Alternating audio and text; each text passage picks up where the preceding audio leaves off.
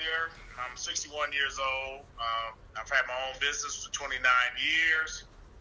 And I decided a few years ago to write a book that would help others heal and help others believe they can do whatever they wanted to do, regardless of their past experiences of life and traumas. I also want to touch base and help others who deal with anxiety and PTSD and panic attacks learn that they are not alone, but you can get the proper heal and still have an incredible life. You can find my website, moodyspeaks.com, and that is a website I developed a few years ago for other survivors and those who are also caregivers and loved ones of those who have been victimized by childhood sexual abuse, where they can go get resource information and also read other survivors' stories, success and healing, and having incredible lives. And that's why I wrote the book, Fighting Through the Fear, My Journey of Healing for Childhood Sexual Abuse. And that's pretty much my intro. Awesome. So just to start, what was the writing process for the book? Like ideas or how? Well, my writing process actually, I think, might have been a little easier than most people. And the reason I say that, I started a blog in 2012, and basically I took the blog and I worked with my old roommate, Chuck Cherry, who's a writer. And basically he took the blog and then we expanded it. He would give me probing questions and he made me expand on my blog post. And then we added a lot of missing pieces and turned it into a book. But more importantly, we wanted to make sure we wrote it in such a way that it was like I was having a conversation with you.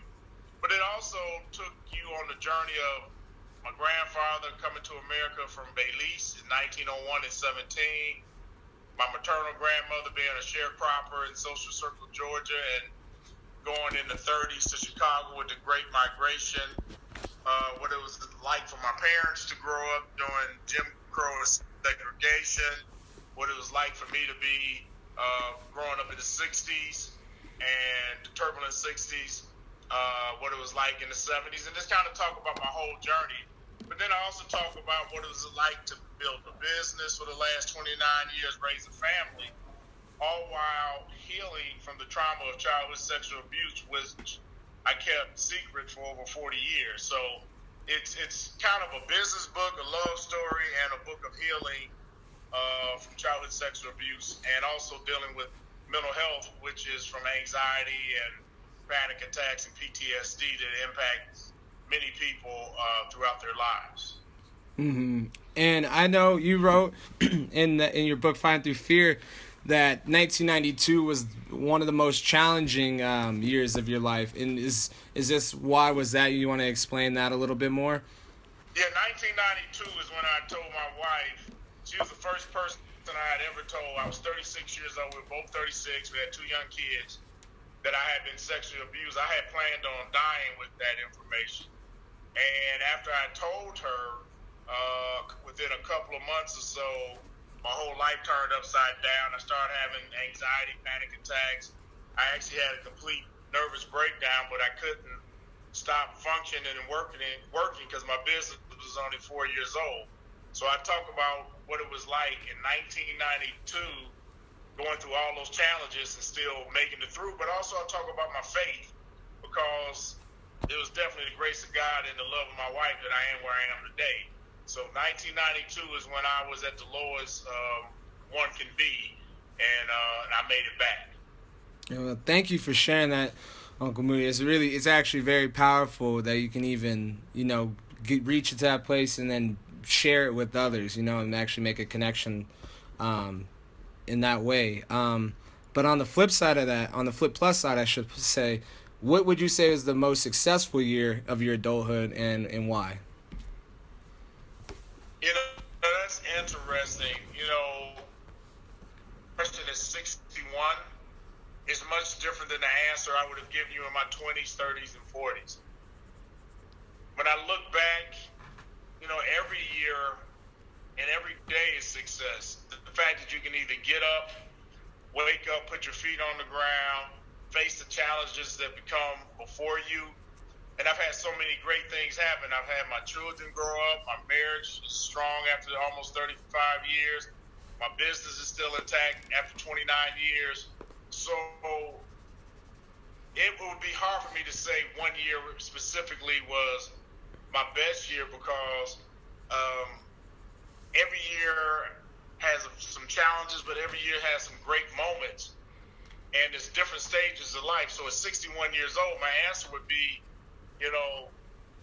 every year and every day is a good day that you can get up and face the challenge and know that if you're in a bad place, it will get better. And if you're in a really good place, it's not going to stay good forever. And you just kind of got to learn to go with the flow. It's kind of like I just came from a few months ago a 7-day rafting trip down the Grand Canyon. And one of the things I learned about that rafting trip was life is kind of like going down the Colorado River. You're going to hit rapids. You're going to hit smooth spots. But if you fall out of a raft, you're taught to put your feet in front of you, go with the flow. You don't fight against the current. You just let the current take you into safety. You have your life jacket on.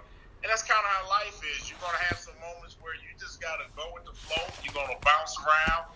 Hopefully you're in a position to survive and be prepared when you were able to get back in the raft, which is kind of getting back in life, in the race, just kind of getting back into the flow of life. So life's going to always have ups and downs. And I guess that goes into my next question perfectly. You said don't try to take pictures while you're riding. Stop your bike first and then take pictures. You think that's the correlation in that into what you just said? Well, one of the things I've learned, sometimes you got to not focus so hard on trying to take a picture as it is allowing that moment to soak into you, allowing yourself to actually feel what's around you, see what's around you. It's very true about energy. There are people with positive energy, there are people with negative energy, there are situations that's positive and negative, and you really have to be able to allow yourself to just feel what's around you without saying anything, without taking a picture other than with your eyes and your body and your senses. You have to learn to trust those items. You got to learn to improve and enhance those items. I like that. I guess jumping back to your book, why do you think people should read this book? Well, I think it's important for a number of reasons because it's more than just my journey of healing from childhood sexual abuse, but it's for anybody who's ever had low self-esteem or doubted themselves, wonder if they could make it, wonder if because they didn't come from the perfect household or something. I was fortunate enough to come from, two loving parents and a good family, but still bad things happen. And it's also to have people be aware. There's an estimated 46 million childhood sexual abuse survivors just in the United States.